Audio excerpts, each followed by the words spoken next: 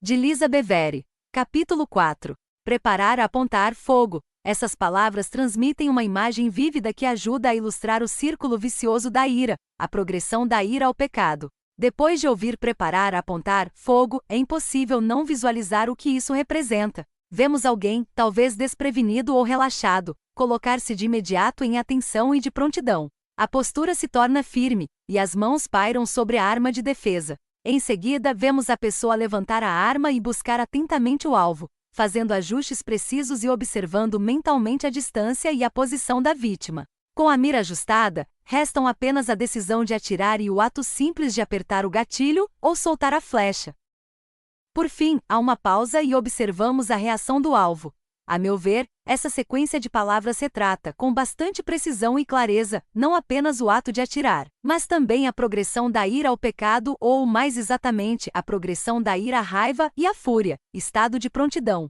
No livro de Neil Clark Warren McYanger e Orelli, Faça da ira sua aliada, a ira é descrita como algo completamente natural, perfeitamente legítimo. É a ocorrência interior que nos prepara para lidar com experiências que causam mágoa, frustração e medo. E a ira é simplesmente um estado de prontidão física. Em seguida, ele explica: quando estamos irados, estamos preparados para agir. A ira, em sua forma mais autêntica, é a capacidade de agir ou a prontidão física para fazê-lo. Claro que não há nada de errado em estar de prontidão ou em ter a disposição e a capacidade de agir, ou, no caso de nosso exemplo, atirar. Ainda não houve dano algum, estamos apenas nos preparando para o que pode acontecer. A arma não foi erguida, temos apenas uma percepção mais intensa de que talvez isso se faça necessário. Preparar é quando a adrenalina começa a circular pela corrente sanguínea e leva sangue para nossos músculos, os quais, então, se retesam em resposta. Até mesmo nossa respiração se torna mais acelerada, com vistas a suprir um possível aumento de demanda por ar, e o ritmo de nosso coração acelera. Encontramo-nos em estado de irritação estimulada. Aqueles que estão à nossa volta talvez não percebam que nossa prontidão se elevou. Não ouvem o sargento interior que grita a ordem, preparar. Embora ela tenha ressoado em todas as células de nosso sistema nervoso, há um inimigo lá fora. Estejam atentos. Preparem-se para atacar ou ser atacados. Avaliamos nossa reação conforme a intensidade de nossos sentimentos. Quão aborrecidas estamos? Quão racionais? Será que as emoções dominaram a razão? As forças emocionais e físicas da raiva nos colocaram em prontidão para algo e nós estamos preparadas? Mas exatamente para quê? Devemos lutar ou fugir? De repente, ouvimos a segunda ordem, apontar. Percebemos que, ao obedecer à ordem, revelaremos nossa arma. Caso alguém ainda não tivesse certeza de que estamos aborrecidas, agora isso se torna evidente. Levantamos a arma e a apontamos para o alvo. Ajustamos a mira. Mas até onde iremos? Talvez se trate apenas de identificar quem nos ofendeu, tornando desnecessária qualquer outra ação.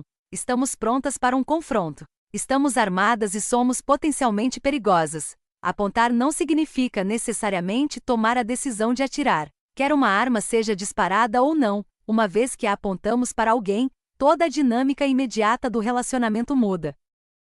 A ira continua a avançar na direção da fúria e, a essa altura, tomamos a decisão de atirar. Um elemento de desespero e medo foi introduzido nessa equação. É uma questão de destruir ou de ser destruídas, portanto, definimos a pessoa, ou pessoas como alvo e as colocamos na mira. Mas onde devemos acertar? Queremos feri-la temporariamente, ou talvez incapacitá-la, a fim de que ande mancando para o resto da vida? Ou será necessário tirá-la completamente de cena? Nesse caso, temos de voltar a mira para um órgão vital, como o coração. Em nosso estado de agitação, é possível tomar essa decisão de modo seguro? Não temos opção. Somos impelidas pela percepção de urgência. Agora, temos a certeza de que precisamos acertar na cabeça ou no coração. Miramos com cuidado e exatidão, e esperamos pelo sinal, fogo, apertamos o gatilho e sentimos o rebote da arma. Por um instante, fechamos os olhos para não ver a imagem que nos espera, mas logo os abrimos. Temos, bem diante de nós, uma devastação sangrenta. É algo muito mais real e horrível do que imaginávamos possível. Ficamos chocadas com a destruição e começamos a questionar a ordem do sargento instrutor, que agora se encontra estranhamente silencioso. O que testemunhamos? Assistimos à reação natural de ira que se intensificou até alcançar o perigoso estágio final de fúria. Esse exemplo ilustra a linha divisória entre ira construtiva e fúria destrutiva. A ira corresponde à prontidão emocional e física, a raiva é quando pegamos a arma, e a fúria, quando tomamos a decisão incontida de usá-la com o propósito de destruição. Armas de raiva. Com grande frequência vivenciamos a situação de preparar, apontar fogo sem que existam armas físicas envolvidas. Nossas armas são menos tangíveis e assumem a forma de palavras, pensamentos ou ações. Talvez agora mesmo algumas de vocês tenham em mente imagens de uma ocasião em que dispararam uma arma desse tipo. É possível que outras se recordem de levantar os olhos e descobrir que estavam na mira de alguém. É importante considerarmos alguns exemplos detalhados e práticos de raiva e fúria, pois, muitas vezes, uma parte significativa daquilo que chamamos ira na verdade consiste nos estágios progressivos de raiva e fúria. Lembra-se da história no primeiro capítulo, quando atirei o prato em John. Enquanto eu lavava a louça, minha tensão emocional foi me conduzindo ao estágio de prontidão da ira. Eu sabia que estava agitada e que estava tendo dificuldade para manter o autocontrole. Foi então que veio a última gota. Permiti que uma palavra ou frase de meu marido me empurrasse para além da ira até o âmbito da raiva. Identifiquei meu marido como alvo. A essa altura, ainda poderia ter me refreado, mas escolhi deixar que a raiva e a fúria corressem soltas e liberei minhas emoções com força total ao atirar o prato. Agora, vejamos um exemplo de preparar a apontar fogo nas Escrituras. É a famosa narrativa de Caim e de seu irmão, Abel. Embora você conheça essa passagem, peço que a leia novamente como se fosse a primeira vez. Passado algum tempo, Caim trouxe do fruto da terra uma oferta ao Senhor. Abel, por sua vez, trouxe as partes gordas das primeiras crias do seu rebanho. O Senhor aceitou com agrado Abel e sua oferta, mas não aceitou Caim e sua oferta. Gênesis 4, 3 e 5. Surge um problema. Deus aceitou com agrado tanto Abel como sua oferta, mas negou seu favor a Caim e sua oferta. Imagine as fortes emoções despertadas por essa situação. Caim tinha a expectativa de que seus esforços seriam recompensados pelo Deus Santo. Talvez ele até mesmo considerasse sua oferta melhor do que a de Abel. Afinal, Caim havia trabalhado por um longo tempo, enquanto Abel havia simplesmente abatido uma ovelha em um único dia.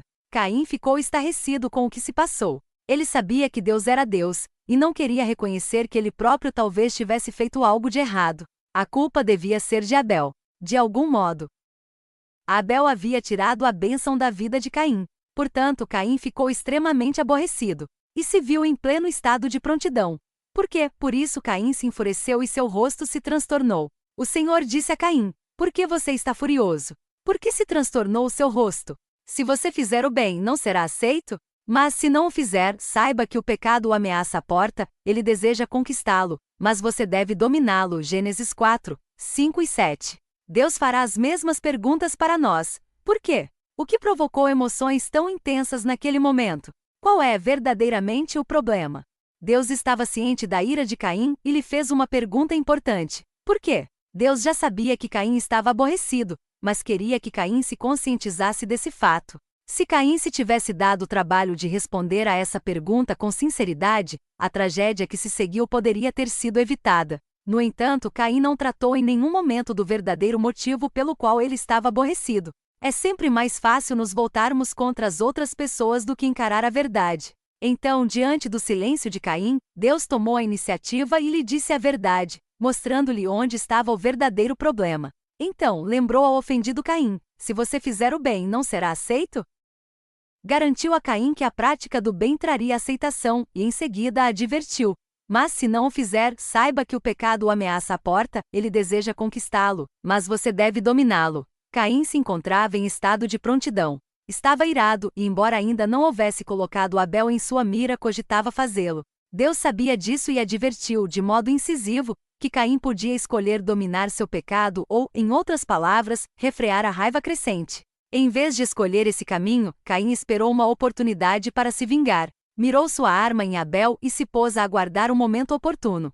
Disse, porém, Caim a seu irmão Abel: "Vamos para o campo." Quando estavam lá, Caim atacou seu irmão Abel e o matou. Gênesis 4 e 8. Talvez Caim tenha pedido a ajuda de Abel ou tenha convidado a ver o restante de sua colheita. Desde o início, porém, o objetivo de Caim era matar Abel. Ele não deu ouvidos à advertência de Deus, preferindo entregar-se ao pecado ao permitir que ele o conquistasse. Então o Senhor perguntou a Caim: "Onde está seu irmão Abel?" Respondeu ele: "Não sei, sou eu o responsável por meu irmão?" Disse o Senhor: O que foi que você fez? Escute. Da terra o sangue do seu irmão está clamando. Gênesis 4, 9 e 10. Caim sabia muito bem onde estava seu irmão. Estava morto e enterrado no campo, cercado pelos frutos da oferta que Deus havia rejeitado. É interessante observar que Caim sabia realizar um sacrifício, mas preferiu usar esse conhecimento contra seu irmão ao oferecer um sacrifício como ato de obediência. Podemos supor que os dois irmãos houvessem aprendido com seus pais, Adão e Eva, sobre o sacrifício de um cordeiro sem defeito. No entanto, Caim permitiu que sua ira tomasse um rumo destrutivo e se transformasse em raiva e fúria.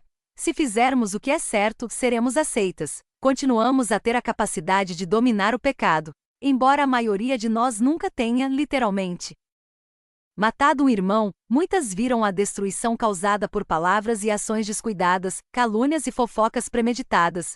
Para que possamos lidar de forma devida com a raiva, precisamos sempre responder com sinceridade à pergunta que Deus fez a Caim: por que você está furioso?